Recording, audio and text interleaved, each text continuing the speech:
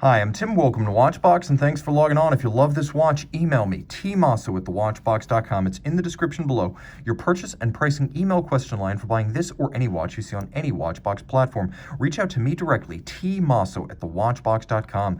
And today we are discussing a model launched in 2018 by HYT. This is the HYT H0 Eau Rouge, effectively the red water. This is a watch from the folks who put fluid in timekeeping for the first time since the ancient clepsydra water clock, only this time on your wrist. Now, the watch is 48.8 millimeters in diameter, but it's also a lugless watch. Launched in 2017, the H0 case is exactly as long lug-to-lug as it is in diameter, so 48.8 millimeters across the wrist, 18.8 millimeters thick.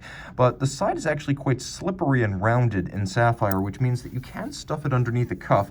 I've been wearing one of these for a few days, and you can see it is surprisingly compatible with the tight shirt sleeve. I'm going to pull that back for a second. My wrist is 16 centimeters in circumference, and you really get a sense of how much clearance I have on either side. You can even see it from overhead. So the timepiece wears comfortably, and I can recommend it for a wrist as small as 14, maybe even 13.5 centimeters circumference, which is outstanding for a watch of this rated size. The strap is a proprietary piece, and as you can see, it is fixed to the case using screws, so no spring bars here. It can't accidentally separate the way a spring bar strap can. It's nicely tapered, and then it features rows upon rows of dimples to add a little bit of a surface tension. It's very thick, so this isn't going to tear or delaminate or degrade in any meaningful way. This strap will serve you for years.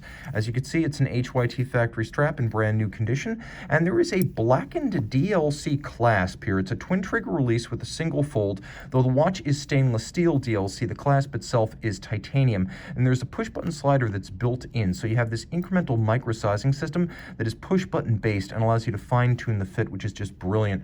The clasp itself features twin trigger release. Now, rolling back to the case, I mentioned that it is stainless steel.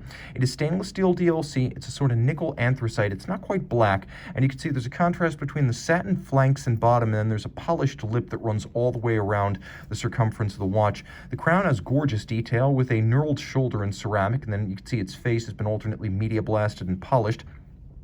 The case is mostly sapphire, though this is listed as a steel watch. The fact is most of its surface area, top and flank, as well as case back, is sapphire. As a result, the watch is extraordinarily scratch resistant, as sapphire is second only to diamond in hardness, and it is distinctly harder even than ceramic. So with the sapphire so dramatically domed and boxed, it actually blocks scratches from inflicting damage on the rest of the case. Now, the timepiece does feature a push-down crown and the 30-meter water resistance, but there is water already inside, or I should say there's a combination of water and oil.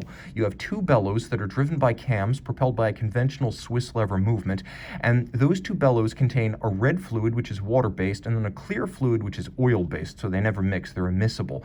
The meniscus between them indicates the hour, and yes, you're correct, hour, minute, and second. This is a regulator dial. You'll also note that the watch, I'm going to advance here, the watch is a retrograde. As the meniscus reaches the end of its travel, the dial continues on the other side, 4, 5, 6, 7, 8, and it runs right back to the beginning, and then it starts its trek around the dial again. And as you can see, it moves fairly quickly. You can see that there's a power reserve indicator up at about 230 that indicates how much of the 65-hour manual wind power reserve still remains in the watch. The watch is loomed. There will be a loom shot, and you can see there's a little bit of polishing on the edges of the power reserve disc and the small second, and the displays feature concave profiles inboard with a little bit of a conical section outboard for the minutes disc. Rolling the watch over, you can see the movement, HYT H101. Now, this movement, which features a nickel anthracite coating specific to this nickel anthracite version of the Eau Rouge, there's also a standard steel silver version, 35 joules, manual wind, 4 hertz beat rate. It has a cam-based system that pumps the two bellows up and down, and there's also an expansion chamber built in to deal with expansion or contraction of the fluid due to heat. As you can see, the balance is on a full balance bridge braced for stability. It does not have hacking seconds, but that's just about the only refinement it lacks. It is designed by Chronode, and they have a distinguished history of collaborations right up to Harry Winston and the Opus series.